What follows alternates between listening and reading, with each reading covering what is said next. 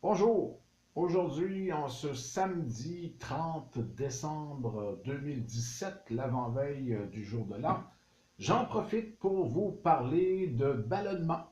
Eh bien oui, nous sommes en pleine saison du ballonnement, c'est-à-dire, qui dit ballonnement, dit gaz intestinaux qui cherchent à trouver la sortie. Les gaz étant plus légers que l'air, eh bien, c'est normal que s'ils sont formés, ils cherchent à trouver la sortie. Or, vous savez comme moi, les ouvertures possibles ne sont pas si nombreuses que ça.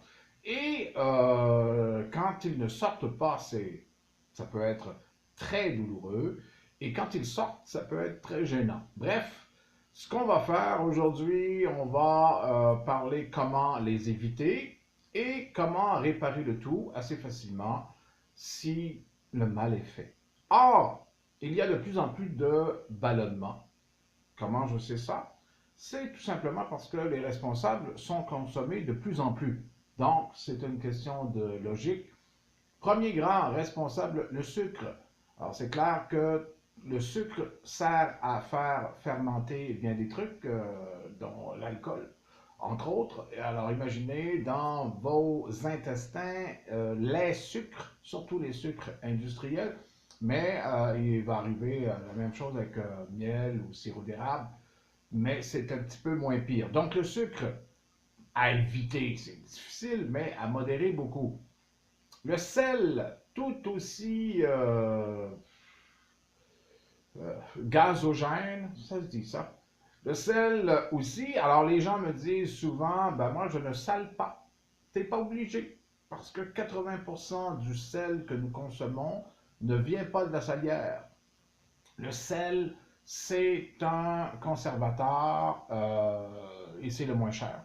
Donc, on en retrouve partout, y compris dans la crème glacée. Il n'y a plus de crème dans la crème glacée, sauf la Quaticook au Québec. Mais il y a du sel. Alors, il y a du sel partout dans tous les aliments qui sont faits en usine. Il y a du sel, a lot of sel. Donc, si vous diminuez votre consommation de sel, de sucre, moins de ballonnement. Aussi, évitez les gras.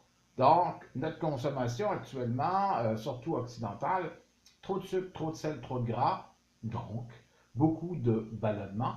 Et le quatrième, c'est souhaitable d'en consommer, mais il y a un mais, c'est-à-dire les fibres.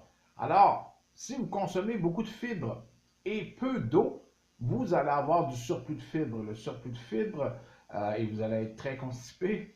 Le surplus de fibres va aussi créer beaucoup de gaz et vous allez avoir votre problème de ballonnement. Donc, si vous consommez des fibres, ce qui est bien,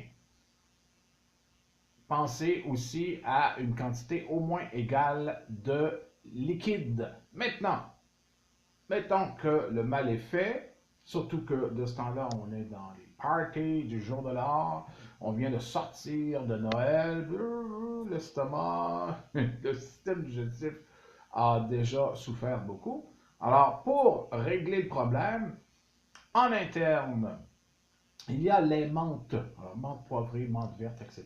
Les menthes vont diminuer les gaz et il y a la fenouil. La fenouil aussi diminue la fermentation et les gaz. Alors, en externe, on peut utiliser aussi les menthes en huile essentielle, tout simplement.